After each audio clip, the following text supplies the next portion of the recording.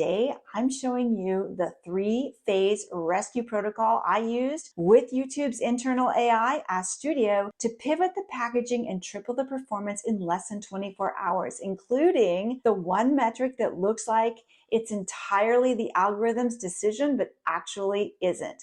And once you get this, you'll never panic about a slow start the same way again. The death spiral. My first long-form video on this channel was a disaster right out of the gate. 0.35% CTR click-through rate, one of the most horrific click-through rates I'd ever seen anywhere, and not a great look for a YouTube growth coach. The shiz talker in my head was going wild, but here's the trick. Don't get caught up in how it makes you look or get stuck in that feeling of failure. Low numbers are just data telling you what needs to be fixed. And in this case, it was screaming one thing: packaging problem. Because if people don't click, they won't watch, which means I needed to fix the title, the thumbnail, or both. And look, this happens to every YouTuber, even me after working with creators for years. I mean, have you ever had a video die on arrival? Let me know in the comments, I read them all. But here's what the data was actually telling me. Phase 1, the AI Diagnostic. Staring at this abysmal click-through rate, I did the simplest thing possible. I asked Studio, should I change my thumbnail? And it came back with a complete performance analysis.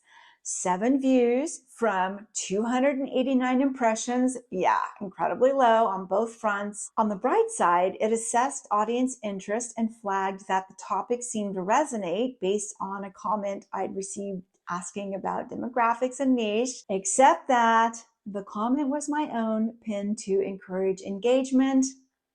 So Ask Studio literally cannot tell my comments from other people's, which is a real issue for new channels with low engagement. So keep that in mind. It also said it liked my hook, which was aligned with my title at the time. Fine. But then it got into what needed improvement. It flagged the low CTR, calling it on the lower side, even if typical for the channel's current stage, which, okay, 0.35% isn't typical for me, but fair enough. This was the first video on a new channel, so it was literally setting the bar for what typical on this channel meant. New channels with no history take some of these assessments with a grain of salt. Then it said the bottleneck is likely the thumbnail's ability to stop the scroll. Yeah, 1000%. But here's the interesting part. It fully understood the video topic because it can extract meaning from the entire transcript. Then it said, if the current thumbnail is too text heavy or doesn't immediately signal the shocking nature of the 65% failure rate, it might be getting overlooked, which tells me it cannot actually see or comprehend the thumbnail image yet. Bottom line, packaging problem confirmed. And I didn't have to spend hours buried in analytics delving into the nuance. Ask Studio gave me enough detail to take the next step. So what did that next step actually look like? Phase 2, the packaging strategy. Ask Studio had ideas for both the thumbnail and the title, but first, some important context. Thumbnails and titles work together like cake and frosting. The thumbnail stops the scroll. You've been thinking about cake, you see a cake, you pause. That's the picture doing its job. The title is like the frosting. It makes you want it right now, so you take a bite. Stopping the scroll is probably 80% of the work, but that 20% frosting, it's the critical closer, and they both work together hand in hand to get the click. So I talked through a tweak of the thumbnail with Ask Studio, and then it suggested a title update for urgency, something like, why your videos get 35 views, the math. And honestly, that might have been the smarter play, but I proposed something more dramatic. Why 65% of YouTube videos fail, like this one, because the video was literally failing. So why not say that? Ask Studio called it a bold move and gave me reasons why it would work, though whether it actually meant that or it was just keeping me on the platform, who knows? It's AI, stay alert. Either way, it confirmed that a title swap was a low-risk way to try and break out of my current view count jail, which is exactly the kind of practical data-backed nudge that makes Ask Studio so useful, flattery aside. And by the way, if you'd like a free live channel audit from an actual human being, me, there's a link below to apply. So we had the diagnosis, phase 1. We had the strategy, phase 2. But did it actually work?